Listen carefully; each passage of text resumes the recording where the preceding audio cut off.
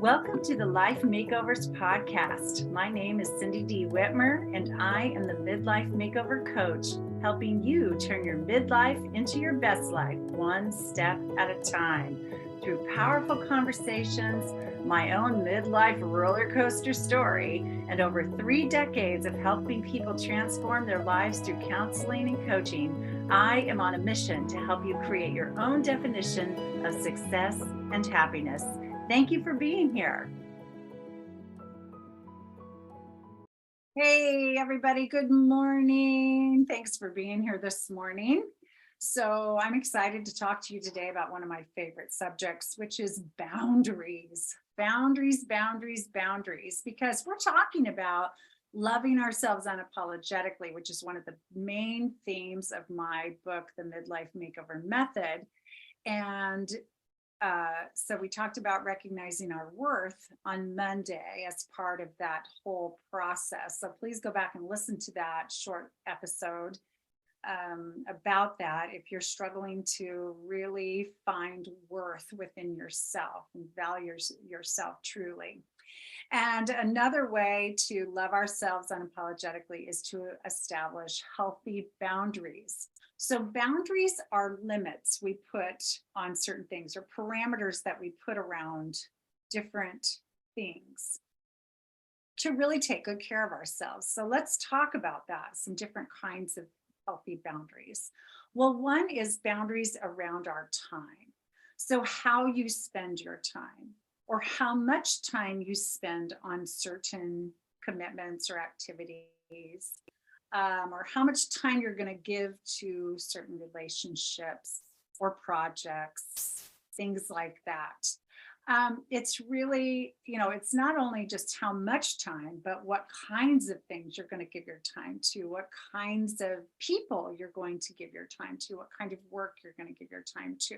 So when you really love yourself, you're going to only say yes to things that you dedicate time to, that you really feel good about, that really align with who you are, or that you really want to be a part of, or that really can be incorporated in your life and still have your balance. One of the top reasons people hire coaches is to create better balance in their lives. A lot of people call it work-life balance, but really, no matter what your life is, we want good balance in it. And one of the ways is to set boundaries around your time.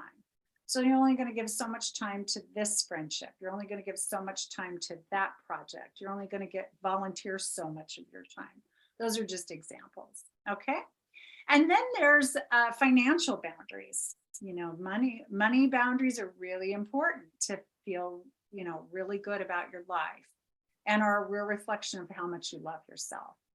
For example, if you don't have a budget, and you find yourself wavering financially, you might want to give yourself a budget, which would involve boundaries, right? How much do I save every month? How much do I give every month? How much do I spend in different categories of my budget every month, right? So you want to make sure you're honoring those parameters that you're putting around your spending. So even if a nice shiny object comes up over here and you think, ooh, I got to have that, then I want you to look at the boundaries that you've put in your financial life and go, does it really fit in there? Or is there a way for me to create a different boundary that I can incorporate buying this thing I want without jeopardizing some of my, financial safety things I have in place? Or do I need to wait and save up for that shiny object, right? I was just presented a business opportunity recently where I would need to invest a chunk of money in my business to create a return on that investment.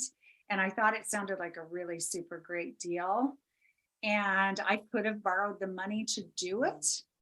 I could have found ways to work around it, but right now I have some boundaries around my money, very specifically because I have a couple of big events coming up and I'm just doing some things differently in my business. So the financial flow is a little different and I'm honoring those boundaries. So I said not now to that opportunity, and I'm going to look at it again in 3 months and see if I feel like it fits within my financial plans and boundaries at that time. because I think it's going to be a really great opportunity and I'd like to do it, but I'm just not going to do it right this minute. So that's an example.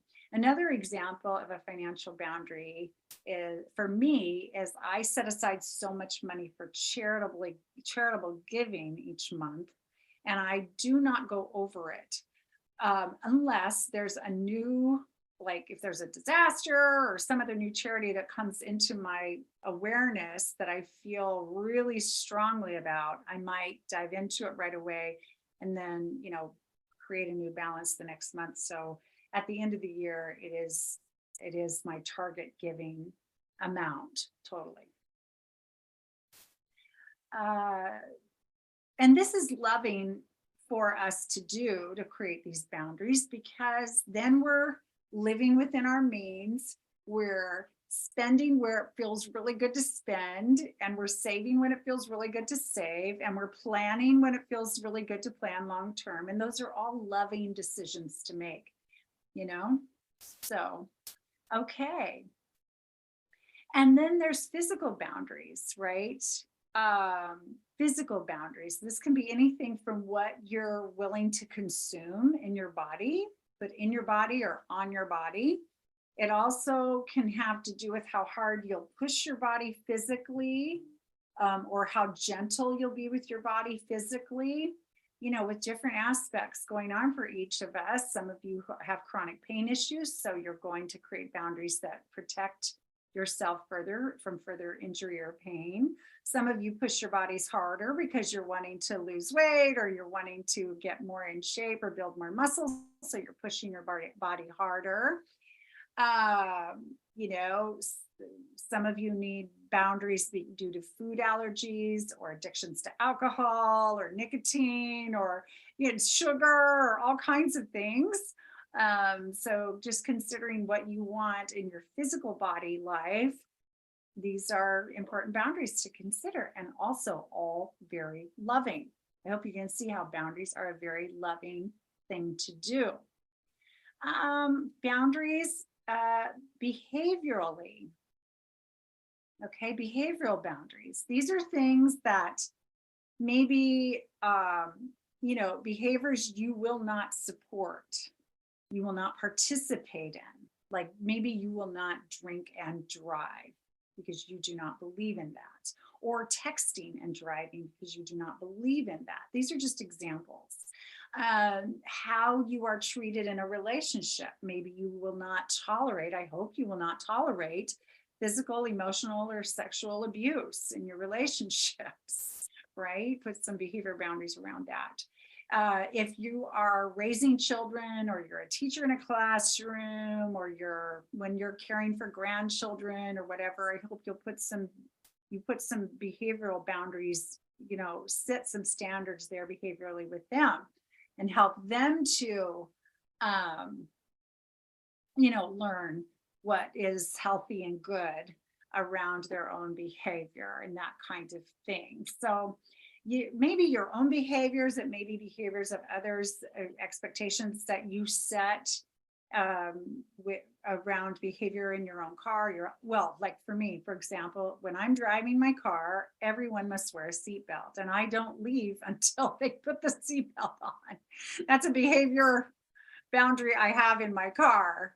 And actually, just recently, when I picked up my friend Pam and we were going to dinner together, and she didn't put her seatbelt on right away. She lives in this little quiet neighborhood, and I didn't even think about it. And I kept going, and I'm like, oh my gosh, you don't have your seatbelt on. And my car beeped, because both seatbelts were on. And I'm like, oh, normally I wouldn't even driven out of your driveway until your seatbelt was on, but I didn't pay attention. So anyway, that's a behavioral boundary that I like to honor in my life and with passengers in my car. So, and then there's social boundaries. Social boundaries. This is who you're going to spend time with socially, who you trust to spend time in that way, who you would invite into your world socially, maybe into your home socially, or to meet you elsewhere, what you will participate with your friends or in your social life and what you won't.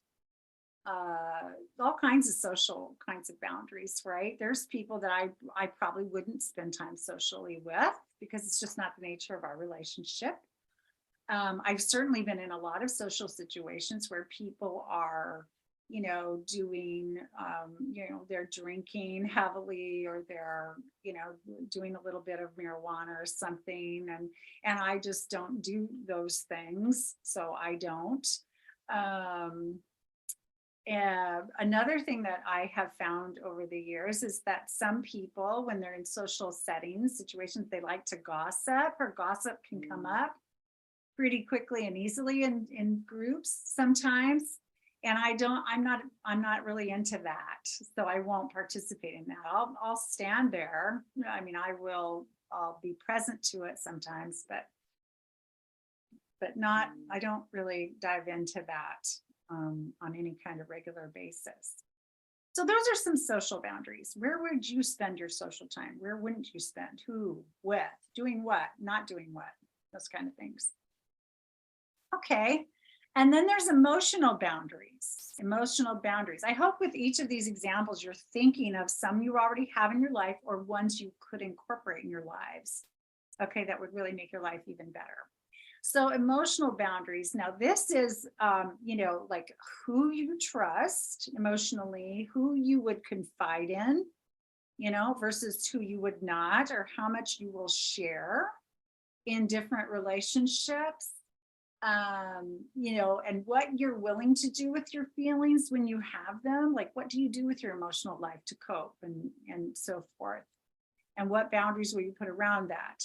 I went back in way back in the 90s, where I was working at a hospice, and there were several things going on with the grief department, the staff in the grief department. There was a lot of conflict, and it was just really getting under my skin. I was feeling really bad and stressed out about some different things, and very frustrated with some coworkers on a chronic, like consistently. And I had family coming into town, and it was my Friday we took turns doing Friday shifts.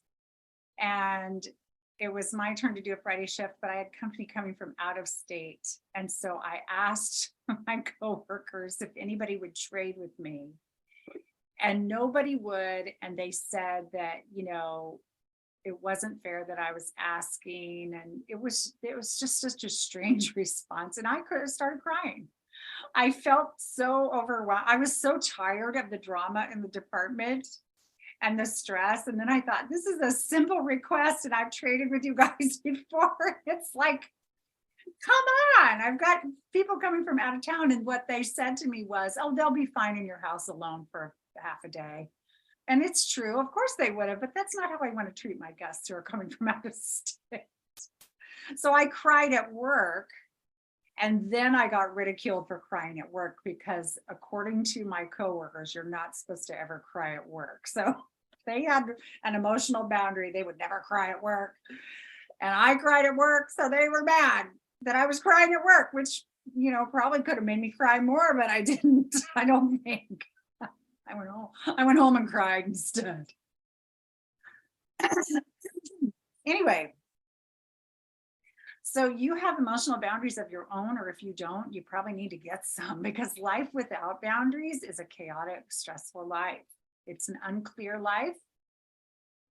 Boundaries provide us with clarity and certainty, makes our lives easier and simpler and healthier. So, and then I think sexual boundaries are pretty easy to explain. Your sexual life, you only want to touch who you want to touch, and who you're going to allow to touch you in a sexual way, and how you express your sexuality in your life, or not, whether you're very out with that, or if you're more private about that, if you're very sexually expressive and comfortable, or whether you're a little more reserved. Those are all your decisions. And then, it's important to have boundaries at home. Have boundaries at home. Home is supposed to be our sanctuary, right? It's our soft place to fall at the end of every day, hopefully. if not all day. So, you may allow animals in your house and you may not. That's a boundary. You may allow certain kind of language to be spoken in your house or not. You probably have some standards for the behavior there and who can be there. That's your decision, who can be in your home or not. If someone comes to the doorbell and rings it, you don't have to answer it. That is your decision. What food is in your house or other substances are in your house or not. Those are all boundaries at home that are important to have. And maybe you have boundaries at home, like whoever lives here has to share in the responsibilities of the home or the finances of the home, those kinds of things. And then at work, some people mix professional relationships with a personal relationship. Others have a strict boundary around that and will not hang out with their coworkers or their boss or whatever. Your workplaces may require you to have your cell phones off during work hours, or you may have that rule for yourself so you don't get distracted. How much time you spend with work, at work or doing your work, is another boundary you could put in place. So if you're unsatisfied with your life, or it feels out of balance, or it feels chaotic to you, look at every area that we talked about here today and ask yourself, like, how am I doing in each of these areas? How would I rate myself? 0, I'm doing terrible. 10, I've got really clear boundaries and I stick to them. And what do you know needs to change in the area of your boundaries? What do you know needs to change right now? Maybe you're in a relationship with somebody, you keep dating them, even though you know it's not a good situation for you, and you need to put a stronger boundary up there. Or maybe a friend keeps texting you at all hours of the night, and you really want to put a boundary and say, I'm only available for conversation in these hours of the day. So ask yourself, when you need a boundary, what's the next step you can take to find a healthier boundary in any area and get it there? And then ask yourself, how will I benefit if I add this boundary to my life? Because you really want to understand why you're doing it. We're not just putting up boundaries to put up boundaries. We're doing it to really love ourselves, to show clarity in our lives about what's important to us and what's not, and how we feel we can get into the flow of our lives in the best way and really create the kind of life day in and day out that we really, really want. So I really encourage you to love yourself enough to really review the boundaries you have or do not have in your life and see where you can incorporate some new ones, so your life feels like it's running smoother and better for you. And trust me, everyone will benefit from this because it provides real structure and, again, clarity to the flow of your life, to your schedule, to your values, and in those relationships as well. So everybody wins. Have a great day, and I'll talk to you again soon.